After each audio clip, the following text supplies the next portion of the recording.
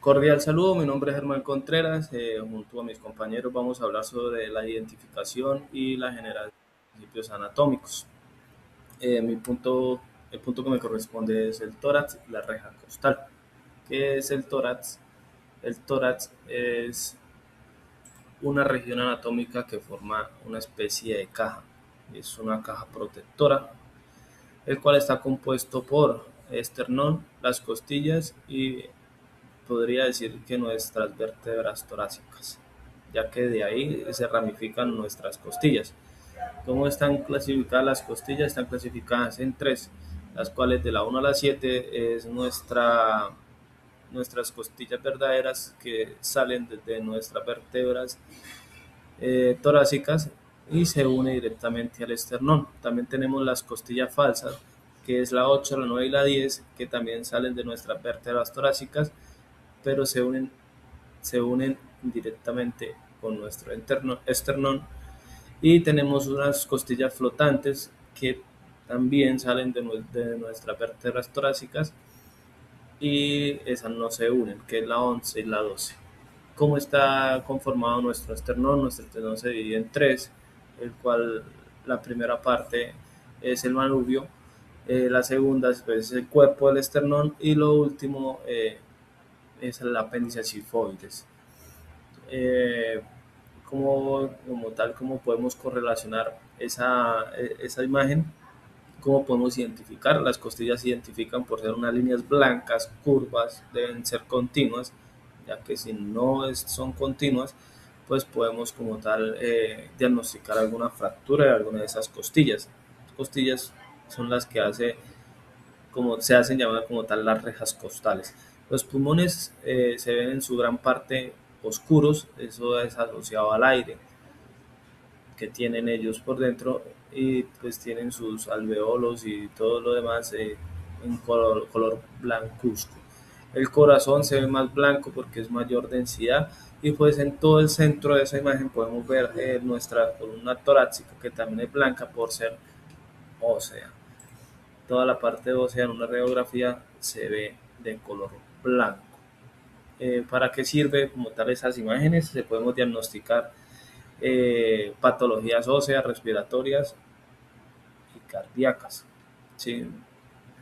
Eh, en la siguiente imagen vamos a ver cómo está dividido pues, el corazón, cómo se puede ver. Con ayuda de algunos colores y líneas podemos identificar como tal el, el corazón, que se divide en cuatro, con su aurícula derecha y su ventrículo derecho. Aurícula derecha en rojo, ventrículo derecho en amarillo. También podemos ver el ventrículo izquierdo, y en la aurícula izquierda no se puede ver como tal pues, en exactitud, porque el corazón tiene un giro hacia la izquierda, y pues nuestra parte de ventrículo derecho y ventrículo izquierdo lo tapa, es decir, la aurícula izquierda está prácticamente un poco detrás del ventrículo derecho e izquierdo. También podemos ver como tal unos grandes vasos que son la arteria pulmonar, está pintadita en verde. También la arteria aórtica, que es la principal, la más gruesa y tiene sus ramificaciones. Y también podemos ver nuestra vena cava superior, que está pintadita en lila. Así podemos como tal identificar eh, nuestro corazón en una radiografía. También podemos ver a mano derecha de la pantalla dos imágenes como tal que se divide el corazón. El corazón se divide en su lóbulo superior, ahí vemos como tal sus dos lóbulos a la parte de arriba, el lóbulo medio y nuestro lóbulo inferior, que es casi hacia los piquitos que tenemos. Y también podemos ver la tráquea y su bifurcada hacia cada pulmón, izquierda y derecha.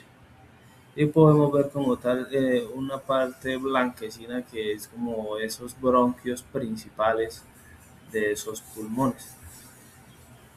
Y en la parte de abajo podemos ver la estructura que ya había explicado sobre sus costillas, a dónde salían salían desde la columna torácica y se podía ver tanto la T1 a la T12 hace parte de nuestra columna torácica y es la que sostiene nuestra reja costal, que son las 12 costillas, tanto las costillas verdaderas, las falsas y las otras dos que son las costillas flotantes.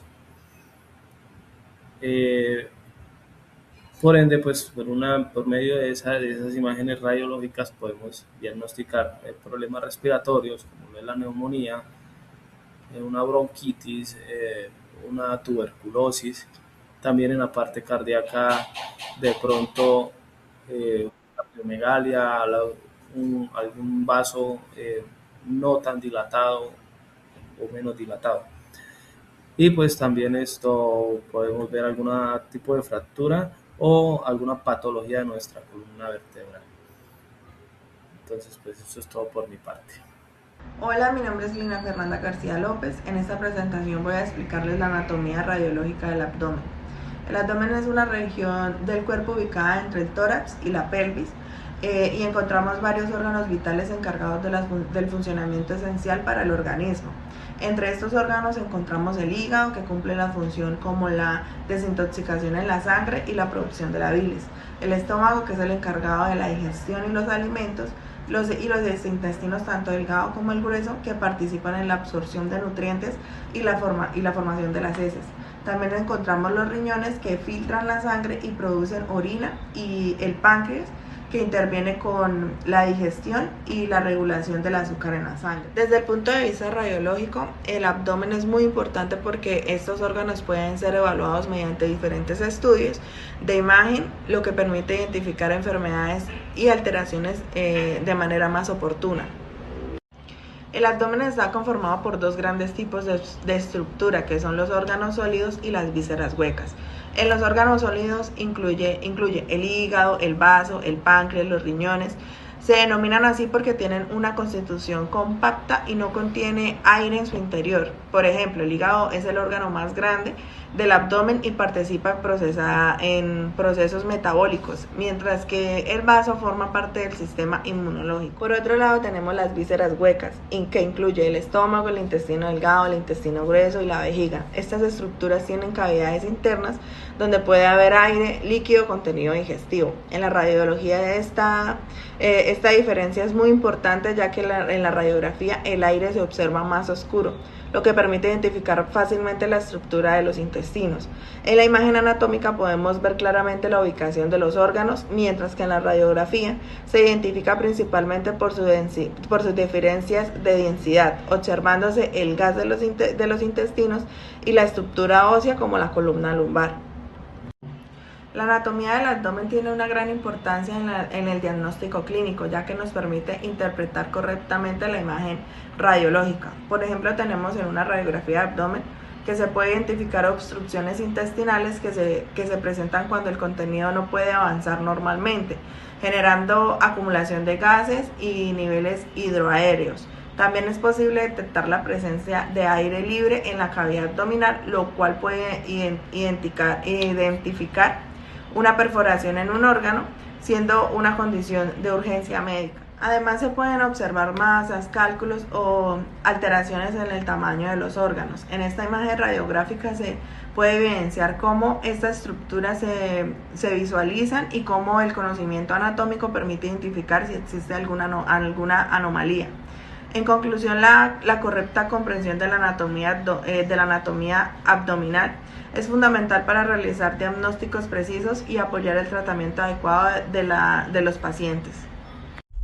Ok, a mí me correspondió hablar sobre la columna cervical, que está compuesta por 7 vértebras, la cual viene desde la C1 hasta la C7. Cada vértebra tiene varias estructuras claves, empezando por el cuerpo vertebral, que es la parte anterior y más grande de la vértebra.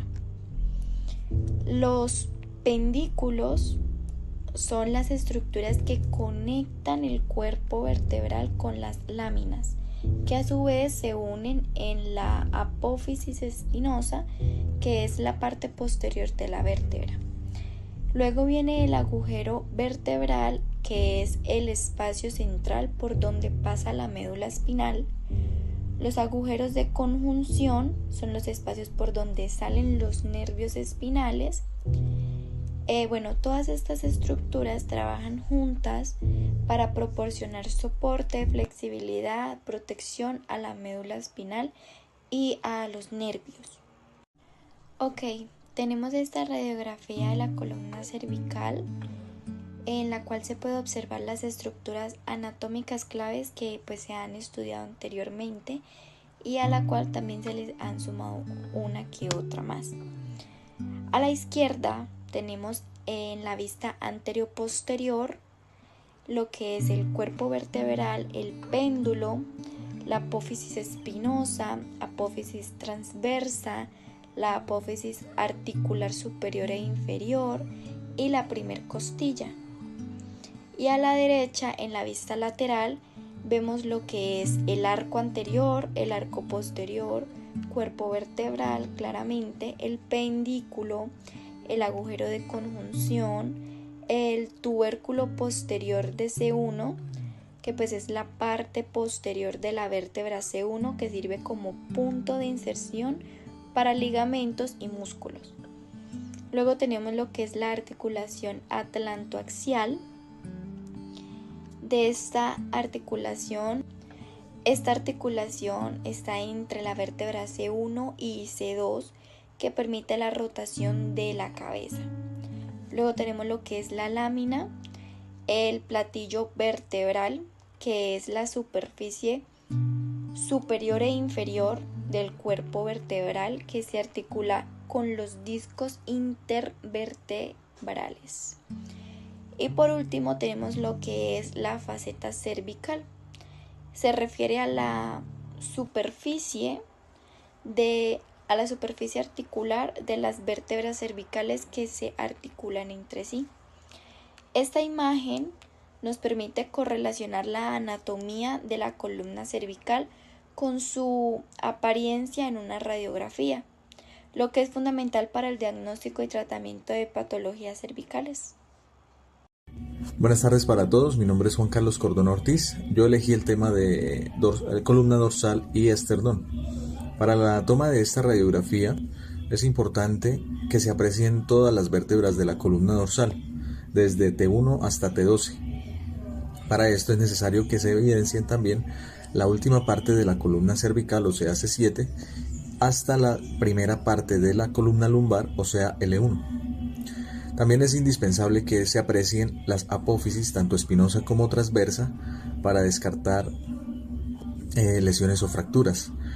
En la primera toma se debe estudiar la alineación de la columna y la altura de los espacios intervertebrales para descartar enfermedades degenerativas también. También podemos evidenciar el pedúnculo y láminas, componentes del arco intervertebral. Además podemos evidenciar articulaciones costovertebrales, que es la unión entre las costillas y la columna torácica. Estas tomas, tanto la anteroposterior como la lateral, son importantes para ver, en el caso del anteroposterior o AP, la alineación de la columna y el ancho de los cuerpos intervertebrales. Esto puede servir para descartar escoliosis. Y en la parte lateral es buena para estudiar las apófisis y la curvatura natural, que se llama sifosis torácica, y los espacios discales. Este tipo de radiografía sirve también para muchas otras cosas. También sirve para descartar osteoporosis. Las alineaciones anormales se llamaría espondilolistesis. También podemos descartar fracturas, luxaciones, estrechamientos discales, deformidades de la columna y espoliones óseos. En la parte del esternón es la parte más expuesta de la caja torácica. En ella se unen todas la reja costal y las clavículas. Para tomar esta radiografía, por lo general se debe hacer de manera lateral, ya que si se realiza de manera anteroposterior pueden presentarse magnificencias, aunque esta toma se envía cuando hay malformaciones, fracturas o tumores específicamente. Entonces, si el médico la indica, se puede realizar de la manera anteroposterior. Anteroposterior y posteroanterior no se puede realizar, ya que la columna se antepone ante la imagen del esternón y no se la permite visualizar. En esta radiografía se debe apreciar claramente el manubrio del esternón, que es la parte superior, es como la cabeza del esternón, que va unido a su vez a las clavículas y a algunas costillas. También se debe ver el cuerpo claramente, el cuerpo del esternón, y la parte inferior, la punta del esternón, que es el apéndice sifoides. En la parte de las articulaciones se pueden visualizar las articulaciones esternoclaviculares y las esternodorsales, ya que va unida a las clavículas y a las costillas dorsales.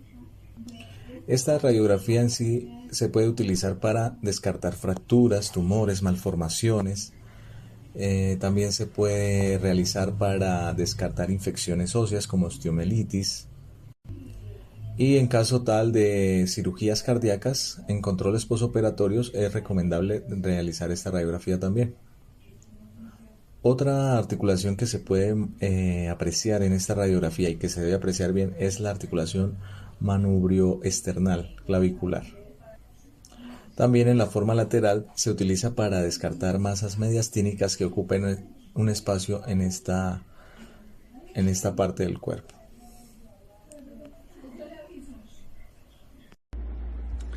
Buenas noches, me presento. Mi nombre es Brandon Antonio Castaño Meneses. Actualmente me encuentro estudiando la tecnología, radiología, imagen y diagnóstico en la Universidad Abierta y de Distancia UNAD. Para esta actividad del curso de anatomía radiológica me corresponde hablar de la columna lumbar y el sacra, ¿sí?, en su anatomía y radiología. En esta presentación abordaré la anatomía y las características radiológicas desde la columna lumbar y el sacra, estructuras fundamentales para el soporte del cuerpo y la movilidad y protección del sistema nervioso. Además, analizaré su importancia en el diagnóstico clínico mediante estudios radiográficos. Bueno, tenemos que la columna lumbar está formada por 5 vértebras, ¿sí?, la L1 hasta la L5, caracterizada por tener cuerpos vertebrales grandes diseñados para soportar el peso. Cada vértebra presenta estructuras como cuerpo vertebral, apófisis espinosas, apófisis transversas y agujero vertebral. Por debajo se encuentra el sacro. Es un hueso triangular formado por la función de 5 vértebras sacras que conectan la columna con el pelvis. Las características anatómicas principales o a tener en cuenta, bueno, la columna lumbar presenta una curvatura llamada lordosis lumbar que ayuda a distribuir cargas. Las vértebras son huesos irregulares con gran capacidad de resistencia para soportar todo el peso. Entre cada vértebra existe un par que ayuda a distribuir cargas. Las vértebras son huesos irregulares con gran capacidad de resistencia para soportar todo el peso. Entre cada vértebra existen discos intervertebrales que funcionan como amortiguadores. Y en otro lugar, el sacro forma parte ya de la pelvis y transmite el peso hacia las extremidades inferiores, ¿sí? Por las articulaciones podemos encontrar intervertebrales, cartilaginosas, sínfisis facetarias, sinovales planas y sacroiliacas, sinoviales con poca movilidad. Explicación de la radiografía. Bueno, en la radiografía de la columna lumbosacra se observa claramente las vértebras lumbares, el sacro y parte de la pelvis. Los huesos aparecen en color blanco debido a su alta densidad, mientras que los tejidos blandos se ven en tonos más grises. Características radiológicas clave. Bueno, una de las claves Una radiografía normal se puede identificar por la alineación de vértebras, ¿sí? Espacios intervertebrales, los discos, crestas ilíacas y articulaciones sacroiliacas, cobertura lumbar, lordosis, y según fuentes médicas, este estudio permite observar alteraciones como fracturas, desgastes ósea y desviaciones de columna. Con relación a la anatomía versus la radiografía, al comparar el dibujo anatómico con radiografía, podemos observar que, bueno, tenemos similitudes, se identifican las mismas estructuras, vértebras, sacros y pelvis, se mantiene la organización anatómica.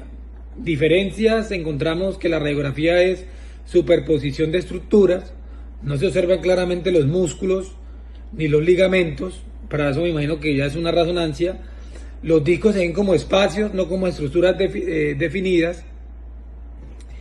La importancia clínica radiológica, bueno, la columna lumbar y el sacra tienen gran relevancia en medicina, ya que permiten diagnosticar patologías, diagnósticos como la lumbalgia, dolor lumbar, hernias discales, fracturas vertebrales, desviaciones, escoliosis, espondiolotesis.